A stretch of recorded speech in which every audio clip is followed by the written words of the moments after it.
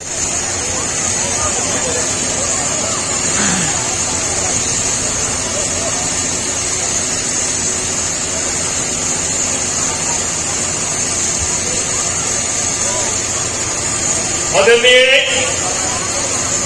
माताओं, बहनों, बच्चों, बुजुर्गों, साथियों,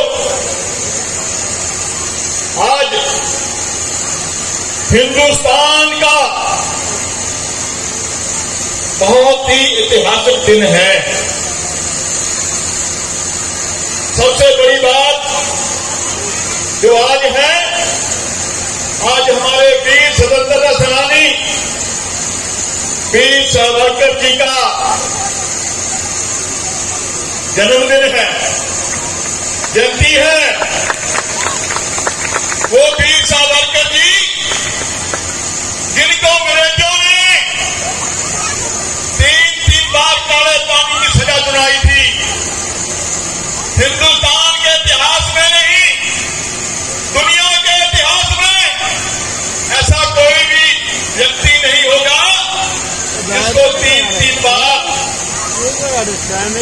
सजा सुनाई गई हो। काले पानी की जान से आज तक बच के कोई नहीं आया, मगर वो भारत माता का सपूत समुद्र से तैर के निकल करके आ गया। उसका संकल्प था भारत को अंग्रेजों की जंजीरों से मुक्त कराना। वीर सावरकर जी ने देश के लोगों को एक संदेश दिया था। उनका मैसेज था हिंदी, हिंदू, हिंदुस्तान। हिंदी, हिंदू, हिंदुस्तान। और दूसरा उनका मैसेज था कि जो अपने हिंदू हैं, हिंदुओं का राजनीतिकरण,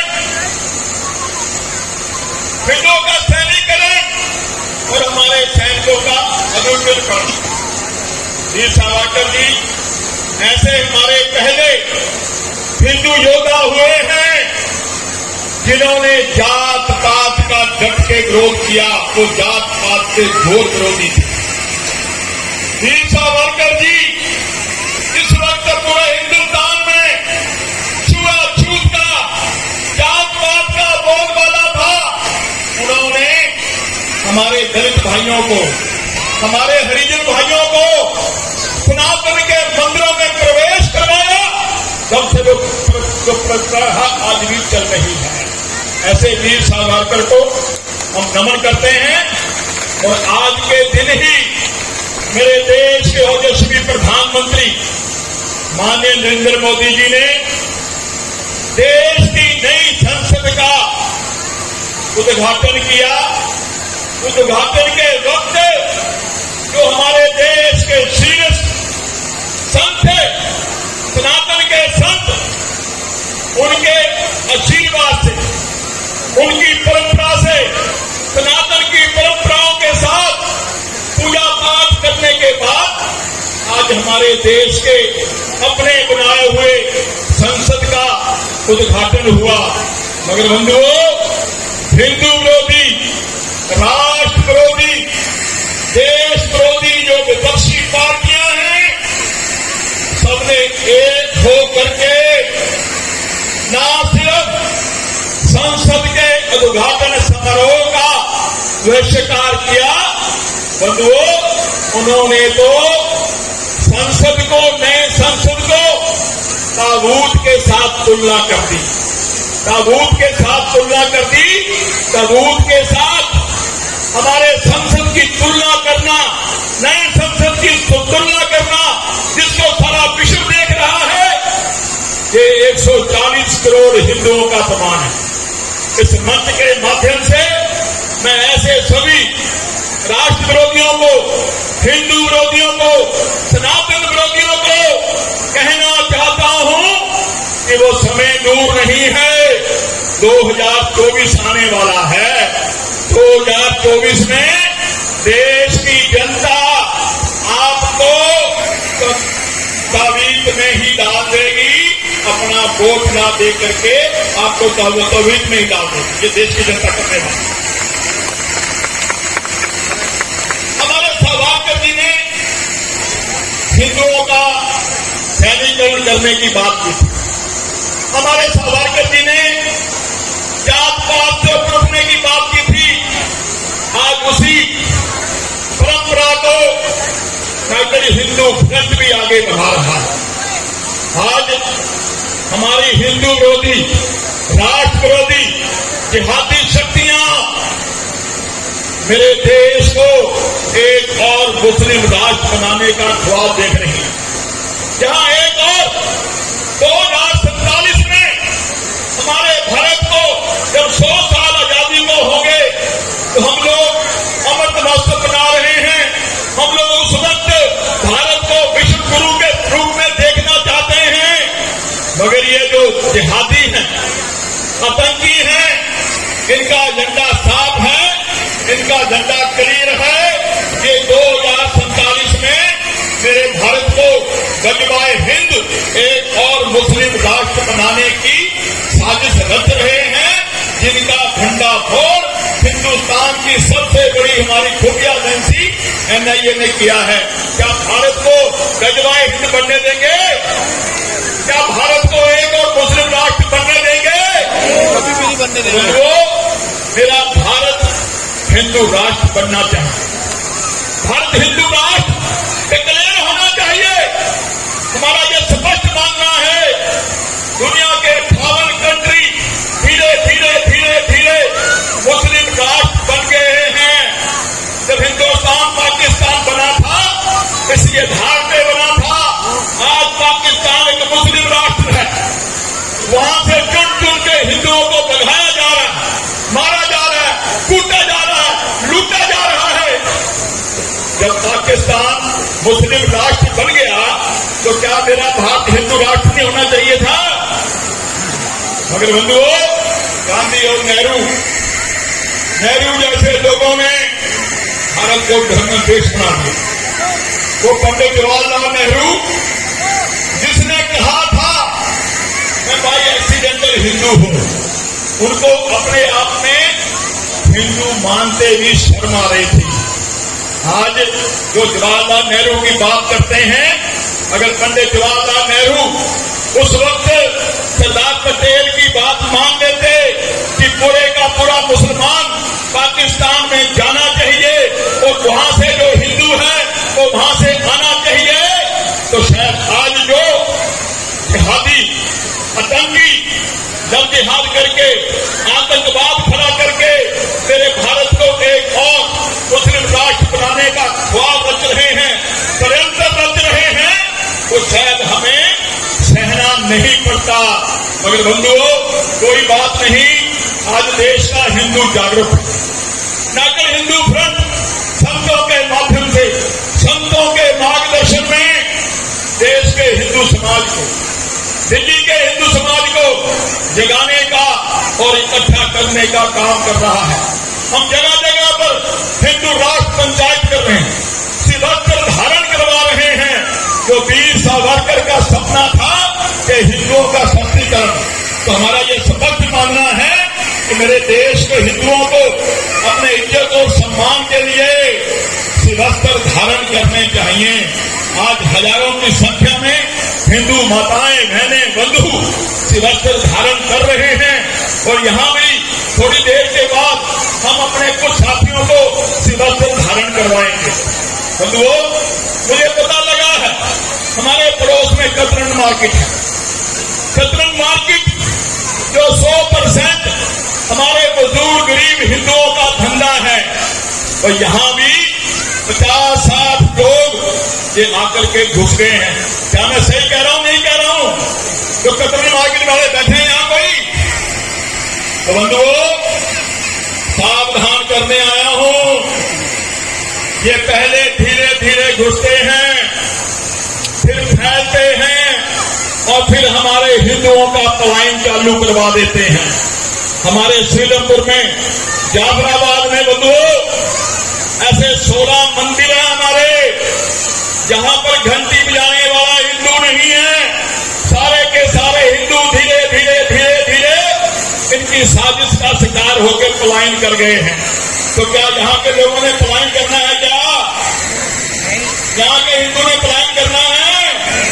हमें पलायन करना नहीं है, हमें इनका पलायन करवाना है। यही यूनाइटेड हिंदू फ्रंट का संकल्प है।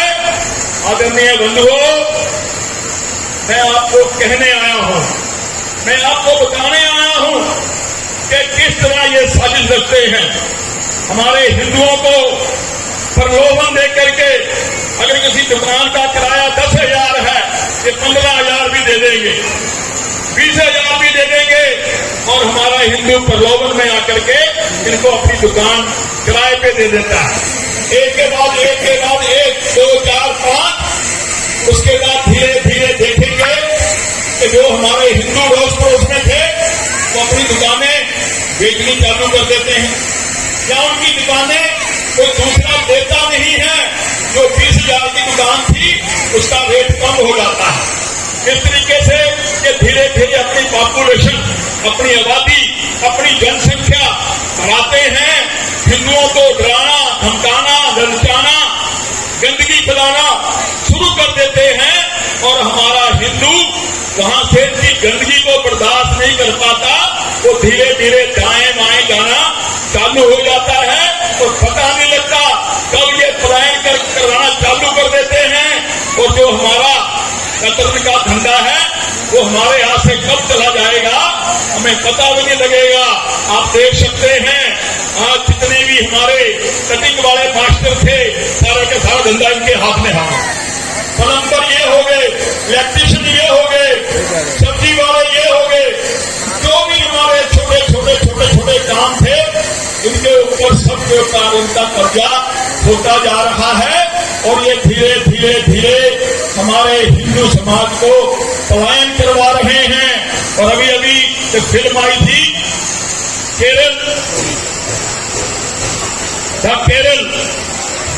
केरला स्टोरी, किसने देखी केरला स्टोरी? बताएगा कोई?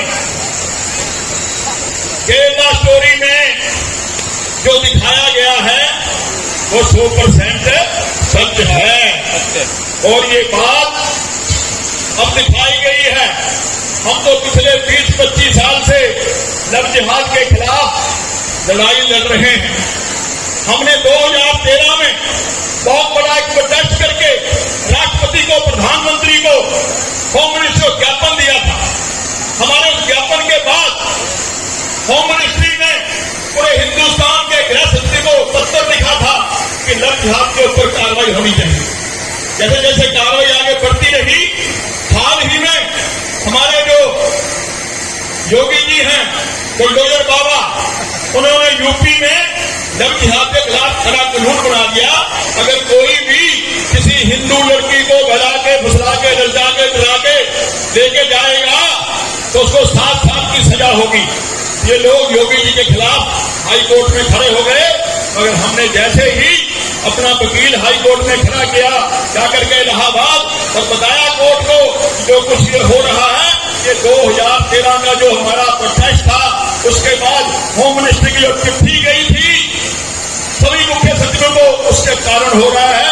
योगी अपने आप से कुछ नहीं कर सकते, कर रहे तो वो अपनी चिट्ठी को, अपने उस मामले को लेकर विड्रा कर गए, और हमारा लव जिहाद के खिलाफ जो सख्त कानून था वो यूपी में लागू हो।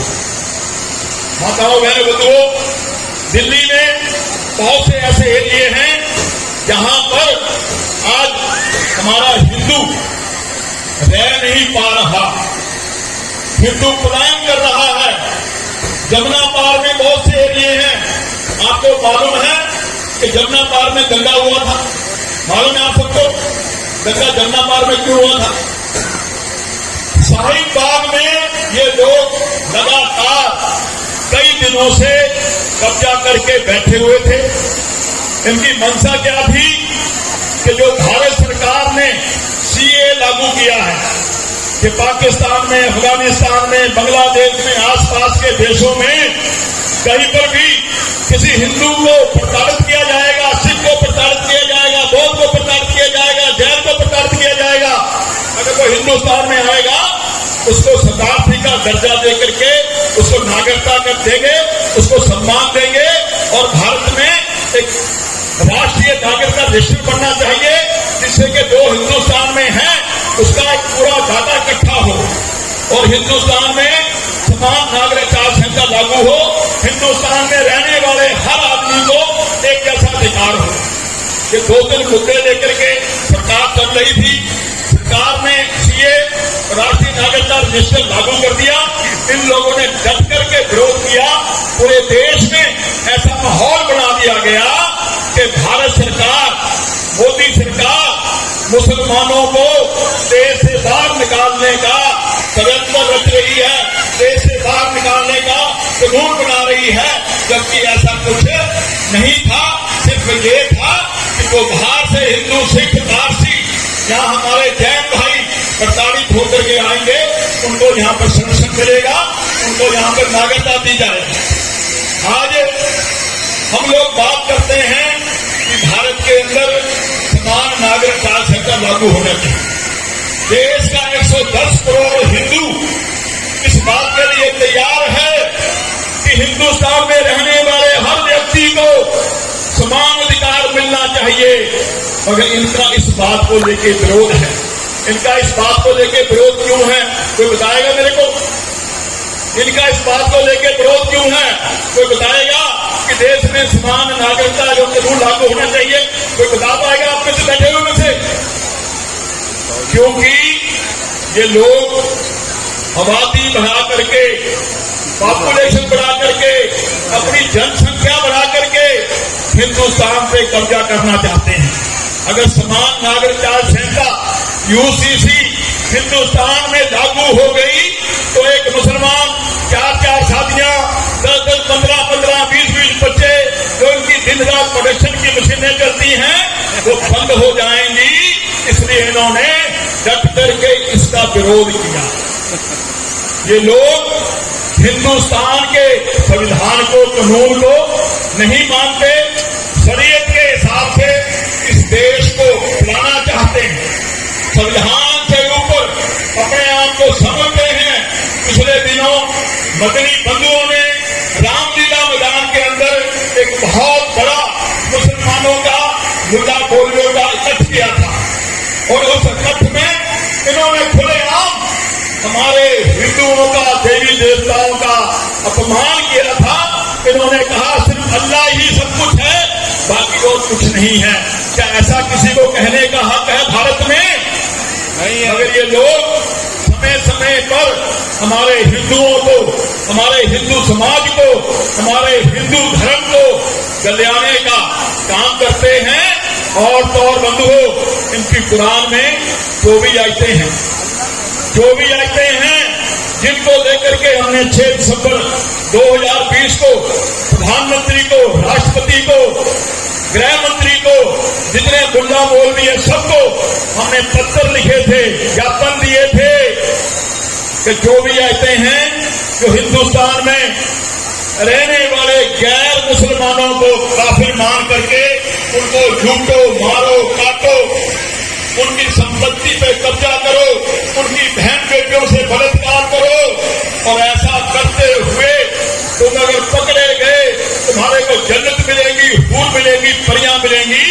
ऐसा जो भी आयतों के माध्यम से इनको जो मदरसे हैं उनमें पढ़ाया जाता है। तो हमने मांग की थी कि कुरान की ये जो भी आयतें या तो कुरान से हटाई जानी चाहिए या इनके पढ़ने पे बैन लगाया जाना चाहिए।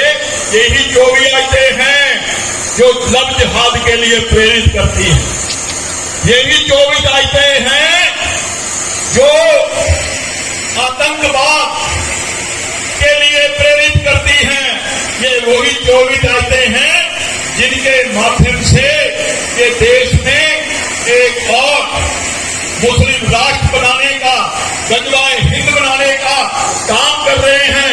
PIFI के माध्यम से जगह जगह पर, गली गली में स्लीपर सेल खड़े करके ये लोग आतंकवाद की नर्सरियां चार करके बैठे हुए हैं। आपको नहीं पता कि आपके पड़ोस में रहने वाला टोपी वाला कौन सा आतंकवादी है, कौन से इलाके का, किसी दल का, किसी ऐसे मुजाहिदीन का ये आतंकवादी है, ये शायद आपको पता नहीं लगेगा। बंधुओं, जिस तरीके से ये लोग हमारे भारत को एक और मुस्लिम राष्ट्र बनाने की बात कर रहे हैं, एक और मुस्लिम राष्ट्र बनाने का षड्यंत्र रच रहे हैं।